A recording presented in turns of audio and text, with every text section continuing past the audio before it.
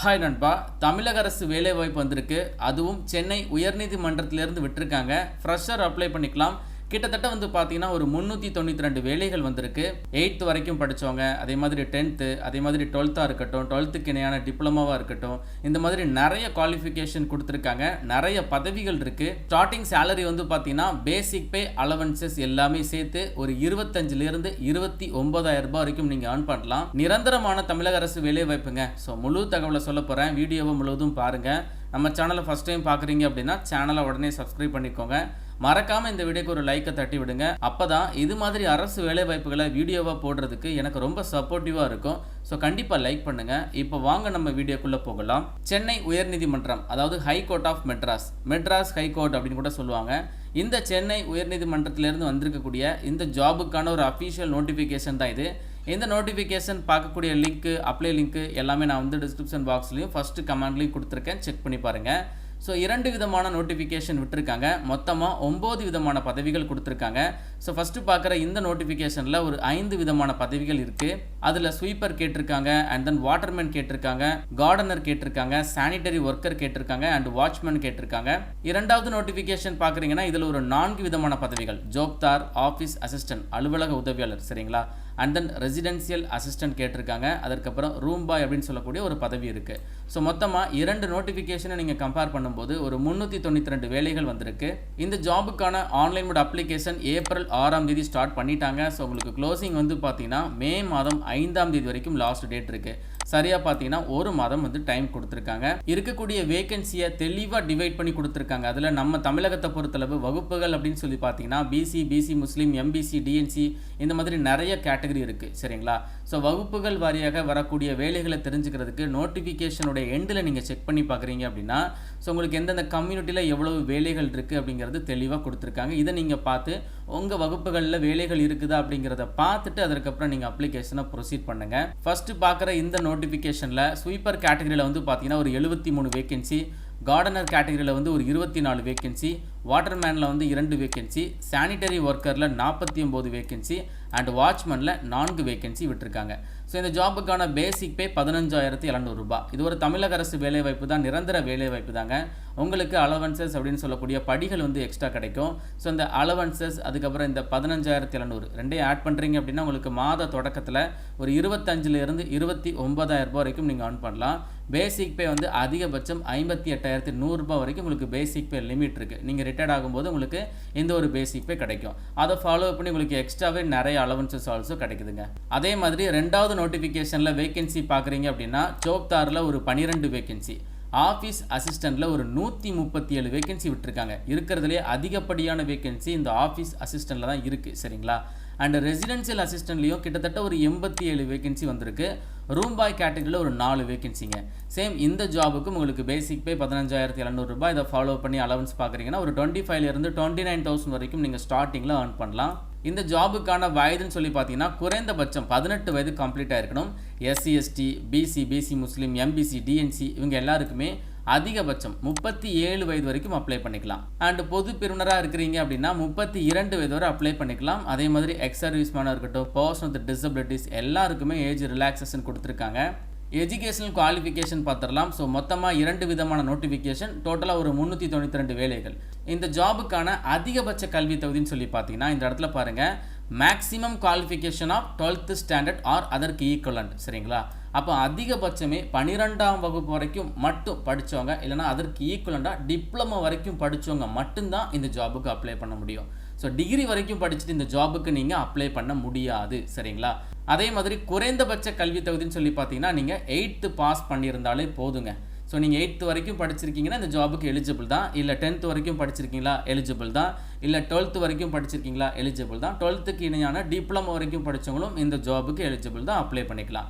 Degree மட்டும்தான் இந்த ஜாபுக்கு நாட் எலிஜிபிள். அடிஷ்னலாக பார்த்தீங்கன்னா இந்த ஆஃபீஸ் அசிஸ்டன்ட் இதில் தான் நிறைய வேலைகள் இருக்குது. ஸோ இதற்கு எக்ஸ்ட்ரா ஒரு ப்ரிஃபரன்ஸ், முன்னுரிமை கொடுக்குறாங்க. அப்ளை பண்ணுற கேண்டிடேட் கிட்ட லைட் மோட்டார் டிரைவிங் லைசன்ஸ் இருக்குது அப்படின்னா உங்களுக்கு ப்ரிஃபரன்ஸ் கிடைக்கும். அண்ட் தென் உங்களுக்கு குக்கிங் பற்றின எக்ஸ்பீரியன்ஸ் இருந்தாலும், ஹவுஸ் கீப்பிங்கில் எக்ஸ்பீரியன்ஸ் இருந்தாலும் உங்களுக்கு ஆடட் அட்வான்டேஜ். மற்றபடி இது நாட் ஃபார் கம்பல்சரி தான். நீங்கள் 8th or 10th இல்லைனா 12th இல்லைனா அதற்கு என்ன டிப்ளமோ படிச்சிருந்தாலும், ஃப்ரெஷராக இருந்தாலும் இந்த ஜாபுக்கு நீங்கள் எலிஜிபிள் தான்.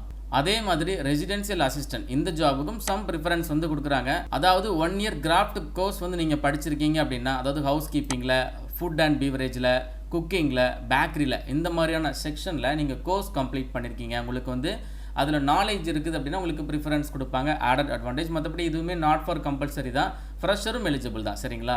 இன்கேஸ் எக்ஸ்பீரியன்ஸ் இருக்குது, கோர்ஸ்லாம் கம்ப்ளீட் பண்ணியிருக்கீங்க அப்படின்னா அதனுடைய சர்டிஃபிகேட்டை நீங்கள் ப்ரொசீட் பண்ணுறது மூலமாக உங்களுக்கு இந்த ஒரு ப்ரிஃபரன்ஸ் கிடைக்குது. எக்ஸாமினேஷன் ஃபீஸ் வந்து பார்த்தீங்கன்னா BC Muslim, MBC, DNC and UR கேட்டகரியில் வர்றவங்களுக்கு 500 ரூபாய் எக்ஸாமினேஷன் ஃபீஸ் வந்து போட்டிருக்காங்க. எஸ்சி எஸ்டி வகுப்பிலை சேர்ந்தவங்களுக்கு வந்து பார்த்தீங்கன்னா ஃபீஸ் எதுவுமே கிடையாது, நீங்கள் ஃப்ரீயாகவே வந்து அப்ளை பண்ணிக்கலாம். அதே மாதிரி பர்சன் வித் டிசபிலிட்டிஸ்க்கும் ஃபீஸ் எதுவுமே கிடையாது, ஃப்ரீயாகவே அப்ளை பண்ணிக்கலாம். மோட் ஆஃப் செலெக்ஷன் வந்து என்ன சொல்லியிருக்காங்க அப்படின்னா காமன் ரிட்டன் எக்ஸாமினேஷன் வந்து வைக்கிறாங்க, அதை ஃபாலோ பண்ணி உங்களுக்கு ஸ்கில் டெஸ்ட் வைக்கிறாங்க அண்டு ஃபைனலாக சர்டிஃபிகேட் வெரிஃபிகேஷன். இதில் இன்டர்வியூ அந்த மாதிரி எதுவுமே கிடையாதுங்க, முழுக்க எக்ஸாம் அண்ட் ஸ்கில் டெஸ்ட் மூலமாக தான் கேண்டிடேட்டை ஹையர் பண்ணுறாங்க. ஸோ அதனால் இந்த ஒரு ஜாபுக்கான ரெக்ரூட்மெண்ட் ப்ராசஸில் எந்த ஒரு முரண்பாடும் நடக்காது. நீங்கள் நல்லா எக்ஸாமில் பெர்ஃபார்ம் பண்ணுறீங்க அப்படின்னா உங்களுக்கு இந்த ஒரு ஜாப் கிடச்சிரும். அண்ட் இதில் 12th வரைக்கும் படித்தவங்க, அதே மாதிரி 12th இணையான டிப்ளமா படித்தவங்க இந்த ஜாபுக்கு அப்ளை பண்ணுற பட்சத்தில் உங்களால் ஈஸியாக இந்த எக்ஸாமை கிராக் பண்ண முடியும். ஏன்னா எக்ஸாமுடைய அந்த தரம் வந்து பார்த்தீங்கன்னா 8th வரைக்கும் படித்தவங்க இருக்காங்க பார்த்தீங்களா, அந்த தரத்தில் தான் உங்களுக்கு கொஸ்டின்ஸ் எல்லாம் கேட்பாங்க. அப்போ 12th ஆர் டிப்ளமா வரைக்கும் படித்தவங்களால ஈஸியாக இந்த ஒரு எக்ஸாமை கிளியர் பண்ண முடியும். ஸோ இதில் காமன் ரிட்டன் எக்ஸாமினேஷன் எல்லாருக்குமே வரும், 9 விதமான பதவிகள். ஸோ 9 விதமான பதவிகளுக்குமே காமன் ரிட்டன் எக்ஸாமினேஷன் வந்து வைக்கிறாங்க. 65 மதிப்பெண்கள், மொத்தமாக வந்து 90 நிமிடங்கள் டைம் போட்டிருக்காங்க. இந்த எக்ஸாமுக்கு ப்ரிப்பேர் பண்ணக்கூடிய பெஸ்ட் புக்கை இந்த வீடியோவில் நான் வந்து டேக் பண்ணியிருக்கேன். அதே மாதிரி டிஸ்கிரிப்ஷன் பாக்ஸில் லிங்க் கொடுத்துருக்கேன். அந்த லிங்கை யூஸ் பண்ணி நீங்கள் புக்கை இப்போவே பை பண்ணி ப்ரிப்பரேஷனை ஸ்டார்ட் பண்ணுங்கள். ஸோ இந்த எக்ஸாமில் வந்து பார்த்தீங்கன்னா உங்களுக்கு 65 அப்ஜெக்டிவ் டைப் கொஸ்டின்ஸ் தான் கேட்குறாங்க. சூஸ் த பெஸ்ட் ஆன்சர் மாதிரி 4 ஆன்சர் இருக்குது, ஒரு ஆன்சர் நீங்கள் சூஸ் பண்ணிக்கலாம். ஈச் கொஸ்டின் கேரி 1 மார்க், ஒரு கொஸ்டினுக்கு 1 மதிப்பெண்கள். நெகட்டிவ் மார்க் கிடையாதுங்க, அப்போ நீங்கள் 65 கொஸ்டினுக்குமே வந்து ஆன்சர் பண்ணிக்கலாம்.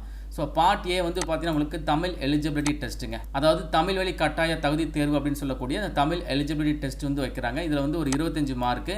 அண்ட் பார்ட் பி வந்து பார்த்தீங்கன்னா பேசிக் நாலேஜ் வந்து கேட்குறாங்க, இதில் ஒரு 40 மதிப்பெண்களுக்கு கொஸ்டின்ஸ் கேட்குறாங்க. இந்த தமிழ் எலிஜிபிலிட்டி டெஸ்ட்டாக இருக்கட்டும் அண்ட் அதை ஃபாலோ பண்ணி பேசிக் நாலேஜாக இருக்கட்டும், என்னென்ன சிலபஸ் வந்து கேட்பாங்க அப்படிங்கிறத தெளிவாக கொடுத்துருக்காங்க. தமிழ் எலிஜிபிலிட்டி டெஸ்ட்டை பொறுத்தளவு ஜென்ரல் தமிழ் இருக்கும். அண்ட் தென் பேசிக் நாலேஜ் அப்படின்னு சொல்லி பார்த்தீங்கன்னா ஜென்ரல் நாலேஜ் கேட்பாங்க. அதில் வந்து கரண்ட் அஃபேர்ஸாக இருக்கட்டும், பேசிக் அரித்மெட்டிக் எபிலிட்டிஸாக இருக்கட்டும், knowledge in house keeping, hygienic, அதுக்கப்புறம் ஃபுட் அண்ட் பீவரேஜ் சர்வீஸாக இருக்கட்டும், ஃபுட் ப்ரொடக்ஷனாக இருக்கட்டும், ஆஃபீஸ் அசிஸ்டன்ட் ஜாபுக்கு அப்ளை பண்ணுற பட்சத்தில் ஆஃபீஸ் மெயின்டெனன்ஸ் பற்றி கொஸ்டின்ஸ் கேட்பாங்க. லைக் நீங்கள் எந்த ஜாபுக்கு அப்ளை பண்ணுறீங்களோ அது ரிலேட்டடான ஒரு நாலேஜ் கொஸ்டின் ஆல்சோ உங்களுக்கு இந்த ஒரு பார்ட் பியில் கவர் ஆகுது. அண்ட் நீங்கள் காமன் ரிட்டன் எக்ஸாமினேஷனை கிளியர் பண்ணிட்டீங்க அப்படின்னா உங்களுக்கு ஸ்கில் டெஸ்ட் வந்து வைக்கிறாங்க. இந்த ஸ்கில் டெஸ்ட் வந்து ஒரு ஜாபுக்கு வந்து டிஃப்ரெண்ட்டாக இருக்கும். ஃபார் எக்ஸாம்பிள் இப்போ ஸ்வீப்பர் கேட்டகரியில் நீங்கள் வந்து ஸ்வீப்பர் அண்ட் சானிடரி ஒர்க்கர் ஜாபில் இதில் ஏதாச்சும் ஒரு ஜாபுக்கு நீங்கள் அப்ளை பண்ணுறீங்க அப்படின்னா உங்களுக்கான ஸ்கில் டெஸ்ட் வந்து வேறு மாதிரி இருக்கும். அது ரிலேட்டடாக உங்களுக்கு வந்து ஸ்கில் டெஸ்ட் வைப்பாங்க. அதாவது வந்து உங்களுக்கு பாத்ரூம் க்ளீன் பண்ணுறது, டாய்லெட்ஸ் க்ளீன் பண்ணுறது, வாட்டர் மேனேஜ்மெண்ட், இது ரிலேட்டடாக உங்களுக்கு ஸ்கில் டெஸ்ட் வைப்பாங்க.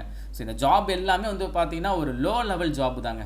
குறைந்தபட்சமே 8ஆம் வகுப்பு படித்தவங்களுக்கு தான் இந்த ஜாப். அப்படிங்கிற பட்சத்தில் நீங்கள் வந்து பார்த்தீங்கன்னா இப்போ 12th வரைக்கும் படித்தவங்க, டிப்ளமோ வரைக்கும் படித்தவங்க, எனக்கு இந்த ஜாப் ஓகே, நான் எந்த வேலையாக இருந்தாலும் பரவாயில்ல, நான் வந்து இந்த ஒர்க் எடுத்து பண்ணுவேன் அப்படிங்கிற கான்செப்டில், அப்படிங்கிற மைண்ட் தாட்டில் இருக்கிறவங்க மட்டும் இந்த ஜாபுக்கு அப்ளை பண்ணுங்க. பிகாஸ் ஜாபோடைய நேச்சர் அப்படி. ஸோ எல்லா ஜாபுக்குமே வந்து அந்த ஸ்கில் டெஸ்ட் இருக்கும். அது ஒரு ஜாபை பொறுத்து, அந்த ஜாபோடைய நேச்சரை பொறுத்து தான் ஸ்கில் டெஸ்ட் இருக்கும். அதை நீங்கள் கிளியர் பண்ணுறீங்க அப்படின்னா உங்களுக்கு இந்த ஒரு ஜாப் கிடச்சிருங்க. ஃபைனலாக டாக்குமெண்ட் வெரிஃபிகேஷன் மட்டும்தான். நேச்சர் ஆஃப் டியூட்டிஸ் வந்து போட்டிருக்காங்க, தெளிவாக இதை செக் பண்ணி பாருங்கள். பிளேஸ் ஆஃப் போஸ்டிங் வந்து பார்த்தீங்கன்னா உங்களுக்கு சென்னையில் இருக்கக்கூடிய மெட்ராஸ் ஹைகோர்ட்டில் இருக்கும். அப்படி இல்லைனா கோயம்புத்தூர் இல்லைனா மதுரையில் கூட உங்களுக்கு பிளேஸ் ஆஃப் போஸ்டிங் இருக்குதுங்க. அண்ட் அதே மாதிரி எக்ஸாமினேஷன் சென்டர் வந்து பார்த்தீங்கன்னா எல்லாருமே சென்னை போய் தான் எக்ஸாம் எழுதுகிற மாதிரி இருக்கும், காமன் ரிட்டன் எக்ஸாமினேஷன். இன்கேஸ் வேறு ஏதாச்சும் ஒரு இடத்துல எக்ஸாமினேஷன் சென்டர் அடிஷ்னலாக போடுறாங்க அப்படின்னா அதுவுமே வந்து பார்த்தீங்கன்னா உங்களுக்கு இந்த மெட்ராஸ் ஹைகோர்ட் எடுக்கக்கூடிய டிசிஷனில் தான் இருக்குது. ஸோ நிறைய நண்பர்கள் அப்ளை பண்ணுற பட்சத்தில் நிறைய பேர் வராங்க அப்படின்னா சென்னையில் ஒரு எக்ஸாம் சென்டர் போடலாம். அடிஷ்னலாக உங்களுக்கு மெட்ராஸ் ஆர் கோயம்புத்தூரில் கூட எக்ஸாம் சென்டர் போடலாம். அண்ட் இதை ஃபாலோ பண்ணி நிறைய ஜென்ரல் இன்ஃபர்மேஷன் கொடுத்துருக்காங்க. எல்லாத்தையுமே தெளிவாக செக் பண்ணி பாருங்கள். நோட்டிஃபிகேஷன் எண்டில் நான் ஆல்ரெடி சொல்லியிருப்பேன், வகுப்புகள் வாரியாக தெளிவாக வேகன்சியை வந்து டிவைட் பண்ணி கொடுத்துருக்காங்க. இதையும் நீங்கள் தெளிவாக செக் பண்ணி பாருங்கள். உங்களுக்கு ஏதாச்சும் டவுட் இருக்குது அப்படின்னா கமெண்ட் பாக்ஸில் கேளுங்க. 2 நோட்டிஃபிகேஷன் இருக்குது, 1 by 1 செக் பண்ணிவிட்டு உங்களுக்கு எந்த பதவி ஓகே அப்படின்னு தோணுதோ அந்த ஜாபுக்கு நீங்கள் அப்ளிகேஷனை ப்ரொசீட் பண்ணுங்கள்.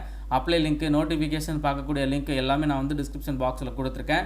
இது ஒரு நல்ல ஜாப் ஆப்பர்ச்சுனிட்டிங்க. பட் டிகிரி படித்தவங்க அப்ளை பண்ண முடியாது. பட் இருந்தாலும் ஓகே, ஏன்னா இந்த ஜாபோடைய நேச்சர் அப்படி. டிகிரி வரைக்கும் படித்தவங்க இந்த ஜாப் எடுத்து பண்ணுறது கொஞ்சம் கஷ்டமான வேலை தான். அதனால தான் டிகிரி வந்து வேணாம் அப்படிங்கிற மாதிரி அவங்க மென்ஷன் பண்ணியிருக்காங்க. ஸோ 12th வரைக்கும் ஆர் 12th டிப்ளமோ வரைக்கும் படித்தவங்க இது ஒரு நல்ல ஜாப் ஆப்பர்ச்சுனிட்டியாக பாருங்கள். சேலரிலாம் உங்களுக்கு நல்லாவே கொடுக்குறாங்க. அது மட்டும் இல்லை, தமிழக அரசு வேலைவாய்ப்பு, நிரந்தர அரசு வேலைவாய்ப்புங்க. ஸோ இன்ட்ரெஸ்டட் கேண்டிடேட் அப்ளிகேஷனை சப்மிட் பண்ணுங்கள். அண்ட் இந்த வீடியோவை உங்கள் ஃப்ரெண்ட்ஸ் எல்லாருக்கும் கட்டாயம் ஷேர் பண்ணி கொடுத்துருங்க. மேலும் ஒரு நல்ல வேலைவாய்ப்பு தகவலுடன் நான் உங்களை சந்திக்கிறேன். தேங்க்ஸ் ஃபார் வாட்சிங். See you. Bye.